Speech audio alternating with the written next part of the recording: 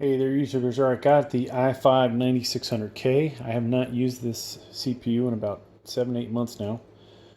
Now we know cooler-wise that the stock coolers that come with the non-K CPUs are pretty much garbage, right? I know if I put this on here, it's not going to do a good job of keeping it cool. So what about this Intel big boy here?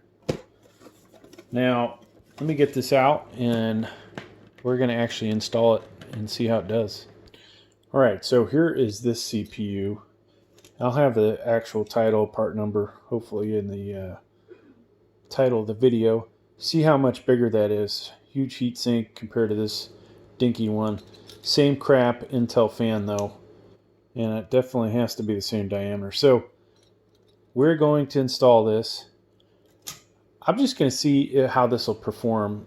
You know, I might try and overclock it ever so slightly. If we can keep it, you know, under 90 degrees Celsius with a slight overclock, I'll consider this a win, folks. So let's go ahead and put this on. It's already got thermal paste. I've put the CPU in. And we need to make sure these are all lined up, basically going through the center. These are really super wobbly compared to the regular model. Now, I always get complaints if I don't match the Intel logo from left to right. I just like to put these in whatever way I'm feeling half the time. But now, on a serious note, I always look for where my CPU fan header is. Try to keep the wiring as tight as possible. If I can get this off here. There we go. Okay. So, and of course it is all the way around to the other side. All right. I'm going to set this down on top of it. I'm going to lift this up. So basically all we're going to do is push these pins in. I'm going to go across the other side. Then this one. And then the final one. Now, if all is good, you will see protrusions for all 4 spots. And it looks like they went through pretty well. To take these off, you'll rotate it this way and then pull it up. All right. Now we need to install our header. This is a 4-pin header too. So this has the ability, this motherboard has the ability to have a CPU cooler. It has 2 fans. We'll take the top one. The bottom one's labeled optional. And then, you know, of course, if you've seen the new i7-10700, it has all of these in like a braided cable or whatever, where they're protected and looks so much better. All right, so from here, folks, we're going to complete the build up and then put it on a test bench. All right, so on this motherboard, the 2nd and 4th slots from the CPU, and pretty much any other motherboard I've used that has 4 slots, is where the RAM goes. So we will stick those in there, and hopefully we got a nice click on both ends. And that part is good. Now I need to find a NVMe M.2 that already has the operating system on it, and we will fire this up. All right, so I'm going to borrow this M.2 from the A520M motherboard that I have, and we'll go ahead and install it. Of course, all this stuff is always easier to do with 2 hands than 1. So I've got to somehow get the screw on the end of this, folks. We'll have to pause. All right, so I'm going to go ahead and put my screw in there, hold that down, and we'll bring it over to the test bench or test box to connect everything. All right, so CPU power connectors here. These can only go on one way. And they're in there. our 24 pin connector goes in there. Now on the front, I've got this little gizmo with power button on the end of it. So we only need to put in one, and it is in the front panel section here. It is the second row, third and fourth pins. So that's in. Now we can go ahead and put in our Ethernet keyboard, mouse, and now we need a graphics card. Alright, for this video we'll use the Asus GTX 1660. This is a 6 gig model.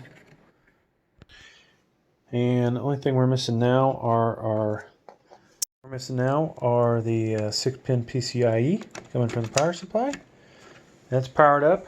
Now we'll do two connectors here because I need to record what happens in the second half of this video. HDMI and DisplayPort. Alright, so if we're lucky, this will fire up, and then we'll switch over to the other computer.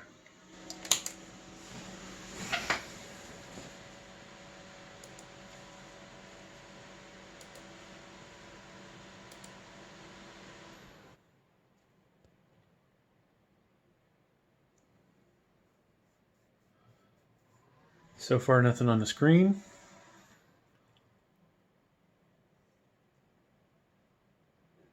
And there we go. That's what we wanted to see.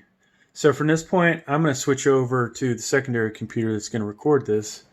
And we'll use OBS to record things like the CPU temp and BIOS. And then I will play a video game and we'll see how that works out.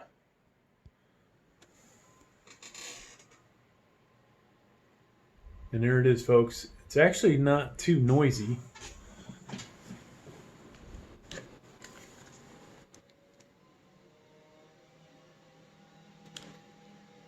Just as I say that, it's cranking up now, right?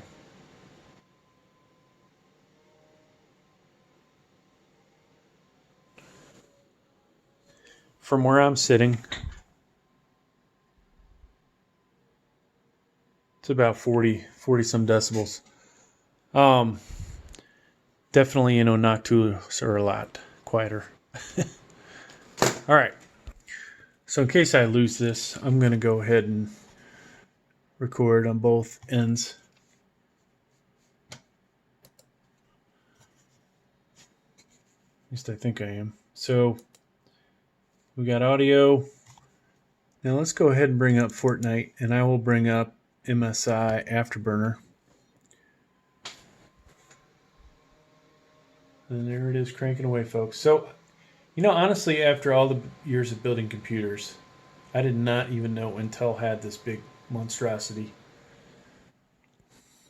which I honestly would consider it a failure, but we'll see. Didn't catch on, as far as I know. Now, this is a LGA 1151 plus a bunch of different ones, but this would work with an LGA 1200 CPU. So why do I bring that up? Alternative for something like a mini ITX build, I would never put a 10700K, 10900K, 10850K, 10600K with that thing, all right? It's just a bad idea. But I'm willing to try my i5 600K because I just, I don't know that it's going to get that much more use on the channel, so.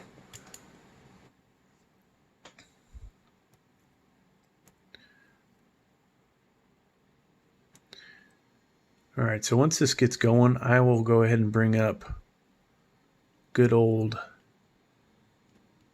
MSI Afterburner. And I'm going to put the camera down.